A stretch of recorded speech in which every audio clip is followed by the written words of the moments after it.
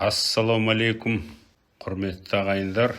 Мынау фотоны осы 12 қараша күні WhatsApp желісіне жігіттер жіберіпті. Мақаншы ауданының Қызылбұлақ деген жерінде мал бағып жүрген кісілер түсіріп апты деп. Содан кейін бұл енді қолдан жасалған бекен деген әртүрлі ойлар келді. Сөйтіп жүргенде артынан бір видео келді. Видеода қазір көресіздер өздеріңіз. Пойыздың ішінде отырып түсірген көрініп тұр. Және де бұл достық деген сөзді естіп қалдым бұл видеодан. Ол Алакөлдің сол достық жағындағы темір жолы сияқты белгісіз ұшақтың көрініп тұрған жері сол Тоқтабарлық таулары болу керек. Мен мөлшерім осындай. Алыс жерден түсірген, жақындатып, фотоны жақындатып, үлкейтіп көрдім. Міне өздеріңізде көресіздер. Мұнда өте үлкен объект мынау. Мынау енді мөлшері ең кем дегенде диаметрі 500-600 метр, әйтпесе 1,5-2 километрге кетіп қалуы да мүмкін. Содан кейін бұл нысанның астынан бу шығып тұрма, жоқ, аналғалды сорып жатыр ма, әйтеуір бір нәрсе жүріп жатқан сияқты. Бұл кәдімгі шын нысан сияқты. Күннің көлеңкесі, мынау оңтүстік жағынан түсірген, сонда күн түсіп тұр, көлеңкелері бәрі көрініп тұр. Енді шын өтірген деп мен басып айта алмаймын, бірақ НЛО дейді, УФО дейді, ағылшын тілінде УФО дейді, орыстар НЛО дейді. Қазақтар енді белгісіз ұшақ нысаны деп қысқартып айтса да болады.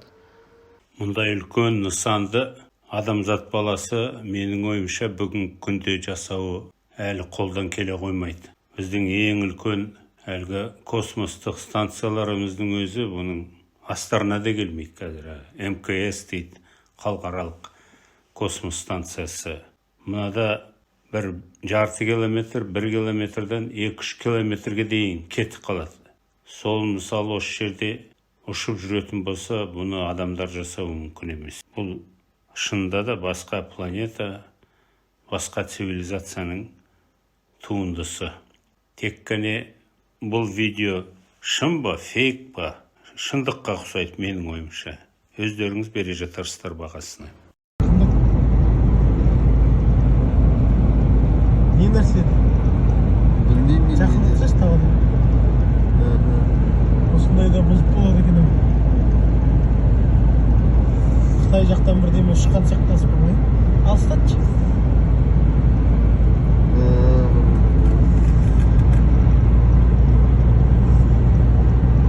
Достық.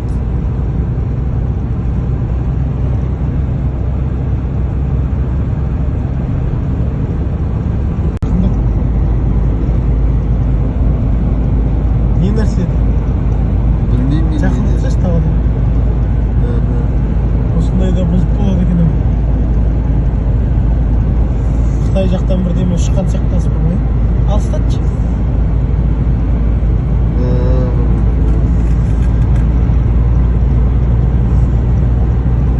Достық.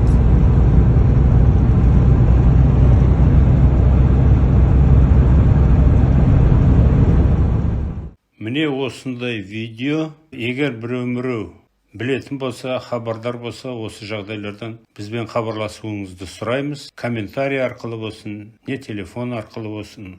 Аман есен болыңыздар. Жақсылықта кезігейік.